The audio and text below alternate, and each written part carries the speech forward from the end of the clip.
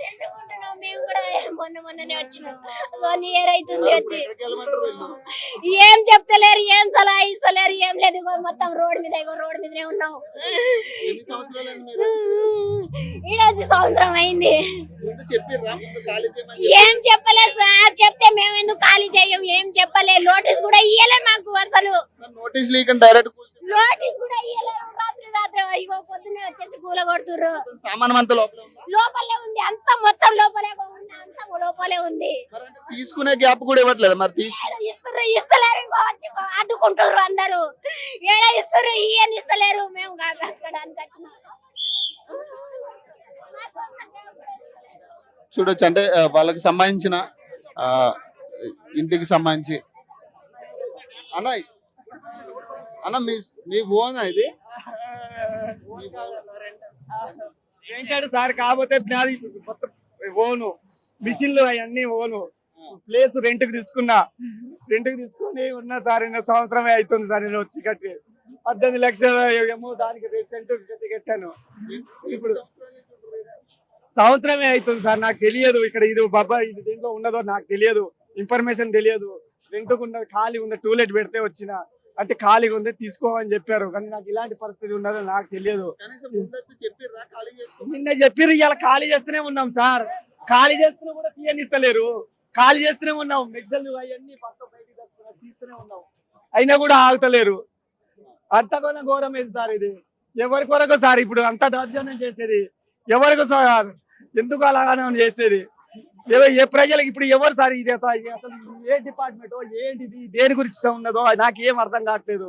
మీరు ఎవరు సార్? ఎందుకు దాన్ని కొలగొడుతున్నారు? ఎవరు అసలు? ఎవరికి ఇచ్చారు మీకు హక్కు?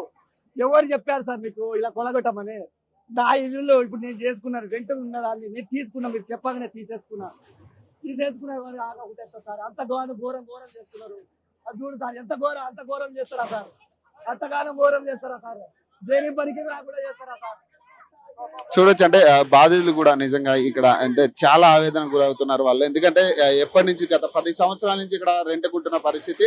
మొత్తం వాళ్ళకి సంబంధించిన సామానం అంతా కూడా లోపల ఉన్న పరిస్థితి చూడొచ్చు. అంటే కనీసం వాళ్ళకి ముందస్తు నోటీసులు కూడా ఇవ్వకుండా నిన్న సాయంత్రం చెప్పారంట. కనీసం ఖాళీ చేయించుకునే టైం కూడా ఇవ్వని పరిస్థితి కనపడుతుంది. చూడొచ్చు. అంటే వాళ్ళు ఏదైతే బాధితులు ఎంత ఆవేదన వ్యక్తం చేస్తున్నారో పోలీసులు కూడా వాళ్ళు వద్దు సార్ మాకు కొంచెం టైం ఇవ్వండి అని అడుగుతున్నా కూడా టైం ఇవ్వని పరిస్థితి కనపడుతుంది. దీనికి సంబంధించి అంటే ఇక్కడ హైడ్రా తరహా అంటే హైడ్రా కూల్చివేతలు అనేవి గత 2 వారాలుగా ఆగిన పరిస్థితి అయితే చూసాం. కానీ ఇప్పుడు మళ్ళీ రీస్టార్ట్ అయినట్టుగా కనపడుతుంది. ఏదైతే చట్టబద్ధత వచ్చిన తర్వాత రీస్టార్ట్ అయినట్టుగా అయితే కనపడుతుంది. దీనికి సంబంధించి అంటే ప్రధానంగా ఇక్కడ బాధితులు కూడా చాలా ఇబ్బందులు పడుతున్న పరిస్థితి అయితే చూస్తున్నాం. కనీసం మాకు ఖాళీ చేసుకునే టైం అయినా ఇవ్వండి అని కూడా వాళ్ళు కోరుతున్న పరిస్థితి అధికారులని. కనీసం ఎక్కడా కూడా వినని పక్షాన చూడొచ్చు. కూల్చివేతలు ఎక్కడికక్కడ అంటే కనీసం అంటే దానికి సంబంధించి ఎక్కడికక్కడ కూల్చివేతలు కూడా జరుగుతున్న పరిస్థితి కనపడుతుంది. దీనికి సంబంధించి అంటే బాధితులతో కూడా మాట్లాడే ప్రయత్నం చేద్దాం. అమ్మా ఎన్ని సంవత్సరాలు? 2 సంవత్సరాలు అయిందండి. మరి ముందు నోటీసులు ఇచ్చారు? ఏమి ఇవ్వలేదండి మాకు. మొన్న మధ్యాహ్నం వచ్చి చెప్పారు అంతే. మొన్నటి నుంచి మేము స్టార్ట్ కూడా చేసేసాం తీయడం అన్ని. అవి కొంచెం సేపు ఆగితే అయిపోయేది. అది మొత్తం క్రేన్ కూడా అరేంజ్ చేసుకున్నాం మేము. అప్పుడే వచ్చేసారు, తగలెట్టేసారు అందరూ. వీళ్ళకే డ్యూటీలు మనుషులా పశువులా?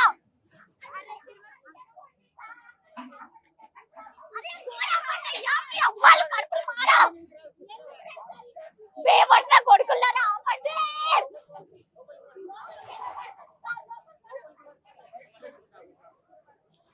చూడొచ్చు. అంటే అధికారులతో కూడా వాళ్ళు చెప్పే ప్రయత్నం చేస్తున్నారు.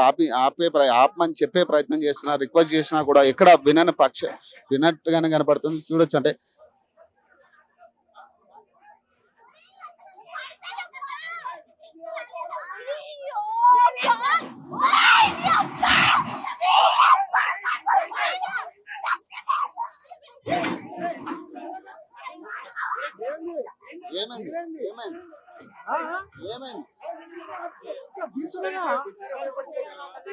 అదే అంటున్నావా? రెడీ మీరు రండి అన్న. మీరు మాట్లాడదు రండి. మీరు మాట్లాడచ్చు కదన్నా. మీరు మాట్లాడు, అంత బాధ్యత ఉన్నవాళ్ళు మాట్లాడేది కదా, మరి వాళ్ళ బాధ ఎట్లా పడుతుందా?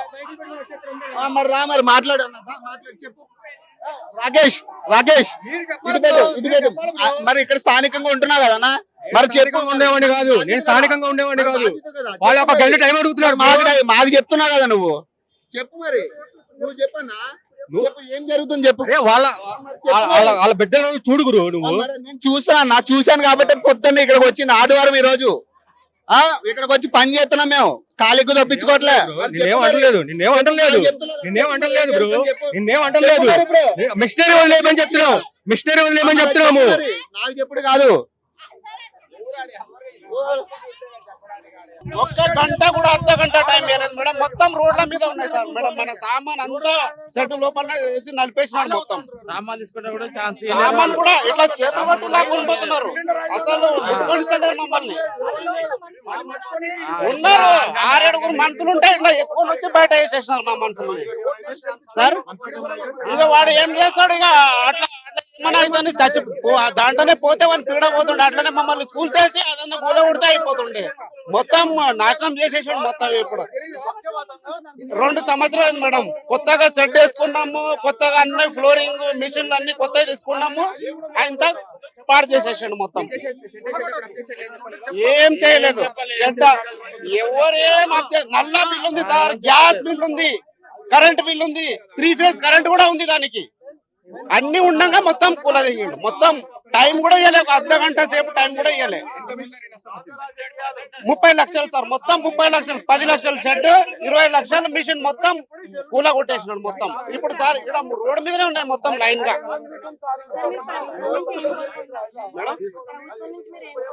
ఏం మేడం, ఇది అయితే మంచి ప్రభుత్వం కాదు మేడం. ఏదన్నా మంచి టైం ఇవ్వాలి, వారం అన్న టైం ఇవ్వాలి. ఒక 10 రోజులు మీరు కూల కొడతాం, ఖాళీ చేయకుండా అయితే మన సొంత ప్లేస్ అయితే కాదు. అట్లా కదా, అంటే మీకు ముందస్తుగా ఇన్ఫర్మేషన్ లేదా? నోటీస్ ఇవ్వలేదు, ఏమి ఇవ్వలేదు. సామాన్ తీసుకుంటే కూడా ఛాన్స్ ఇవ్వలేదు. సామాన్లు కూడా ఛాన్స్ తీసుకుంటే అడ్డం వస్తే కూడా వెళ్ళి దెబ్బేసి కాదు మొత్తం కూల కొట్టేసారు. ఇప్పుడు కూల కొట్టేటప్పుడు మీరు అడిగిరా? అసలు అడిగినాము, అడిగితే ఆగండి అంటే ఆగుతలేరు, ఎవరు ఆగుతలేరు. కూల కొట్టేస్తారు కదా, జేసీ పెట్టేస్తారు, పోలీసు వాళ్ళు గుంజేస్తున్నారు. వాళ్ళ ప్రభుత్వం నడుస్తుంది. అట్లా ఓటేసేదానికి తప్పు అయిపోయింది, మాదే తప్పైంది. మా చెప్పుతో మేము కొట్టుకోవాలి.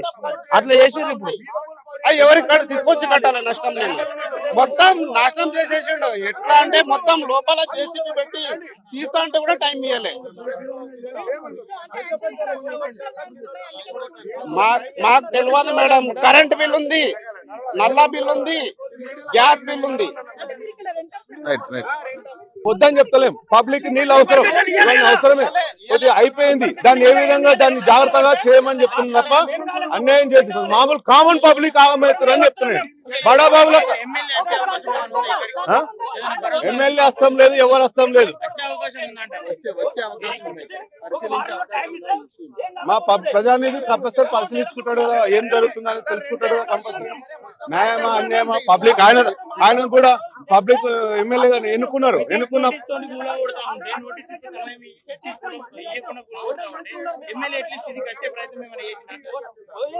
ఇప్పుడే వచ్చాను, నాకు ఆ విషయం తెలియదు. ఇప్పుడు నోటీసులు ఇవ్వకుండా కూల్చడం అనేది ఎంతవరకు కరెక్ట్? నోటీసులు ఇవ్వకుండా కూల్చడం అనేది ఎట్లా కరెక్ట్ కాదని చెప్తున్నా. నోటీసులు కూడా ఒక టైం పీరియడ్ పెట్టండి, పెట్టి వాళ్ళని చదువుకొని ఆ టైం పీరియడ్ లో కాల్ చేయకపోతే కూలగొట్టేయండి. అంతే. మీ రూల్స్ ప్రకారం మీరు చేయండి. కానీ ఒక టైం పీరియడ్ పబ్లిక్ అన్యాయం చేస్తూ పబ్లిక్ ఆగమైపోతారు. 45-50 లక్షలు పెట్టి అప్పు సప్పు చేసి కొన్నోళ్ళు, కిరాయికి పెట్టుకున్న వాళ్ళు ఇలా రోడ్ల పాలు. వాళ్ళతో పాటు వాళ్ళు ఒక్కరు కాదు, దాంతో పాటు 200 మంది జీవితాలు రోడ్డు మీద పడుతున్నాయి. అది ఆలోచన చేయమని చెప్తున్నాయి గవర్నమెంట్. 200 మంది క్యాటరింగ్ అంటే ఆటో వాళ్ళు కావచ్చు, వాళ్ళ క్యాటరింగ్ పనిచేసే వాళ్ళు కావచ్చు, దానికి సంబంధించి ఎన్నో ఐటమ్స్ ఉంటాయి. అవునా కదా? నేను కావద్దని చెప్తాను, హైడ్రా చేయాలి కానీ ఇంత దౌర్జన్యం చేయొద్దు. అది దౌర్జన్యం ఏం చేస్తారు? మామూలు పబ్లిక్ మీద దౌర్జన్యం జరుగుతుంది. అది జరగవద్దని నేను కోరుకుంటున్నా. అర్థమైందా? నోటీసులు ఏమి ఏకదాన్ని వచ్చి గూల కొట్టిరు. ఇప్పుడు క్యాటరింగ్ ఉంది, క్యాటరింగ్ కాడ మేము 1,00,000 రూపాయలు అవ్వడం తీసుకున్నా. ఇప్పుడు రేపు దావత్ ఉంది, నేనేం తేవాలి? సావాలని చెప్పండి, మీరే చెప్పండి, న్యాయంగా చెప్పండి. మాకు ఇన్ఫర్మేషన్ ఇవ్వలేరు, ఏమి ఇవ్వలేరు. లేకుంటే మేము ఓనర్ దగ్గర పోయి నొల్లి పెట్టుకుంటే మేము ఎవరు చెప్పలేరు, ఏం చేయలేరు. ముందే చెప్పినాము, గంట సేపట్లో కూల్ తెంగిరు. మేము ఎక్కడ పోవాలి? మా పరిస్థితి ఏంది? వాళ్ళు ఏమంటారు అంటే ముందే మేము చెప్పినాం వాళ్ళకి లేరు. చెప్పలేరు ఎక్కడ వచ్చి గులగొట్టిరు అది తప్పు కదా కరెక్టేనా? అంటే ఇలా కూల్చివేయడం ఆ? కరెక్ట్ అంటారా? పర్మిషన్ ఇవ్వాలి ఇప్పుడు 10 లక్షలు పెట్టి మేము పెట్టినాం చేసినాం అన్ని చేసినాం ఇప్పుడు రేపు పొద్దున దావతుంది నేను ఎవరికి ఇవ్వాలి ఏం చేయాలి నేను చచ్చిపోవాలన్నా చేయాలో చెప్పండి ఎంత అయింది లాస్? ఎంత లాస్?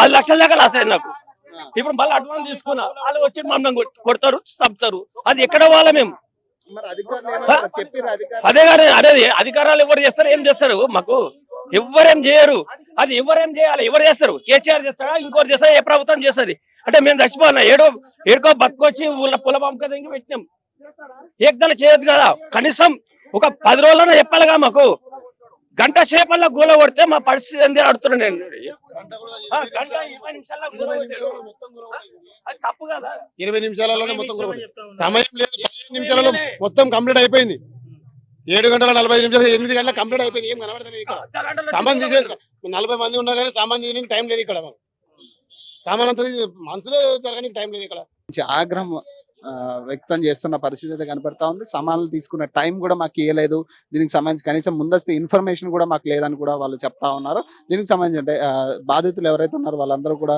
ఆవేదనకు గురయ్యే పరిస్థితి అయితే కనపడతా ఉంది. దీనికి సంబంధించి అంటే ఖచ్చితంగా ఇదైతే కరెక్ట్ ప్రాసెస్ కాదు, మీరు ఖచ్చితంగా ముందస్తు నోటీసులు ఇవ్వాలి లేదా కనీసం అవి ఖాళీ చేసుకున్న టైం అయినా మాకు ఇవ్వండి అంటూ కూడా వాళ్ళు డిమాండ్ చేస్తా ఉన్నారు.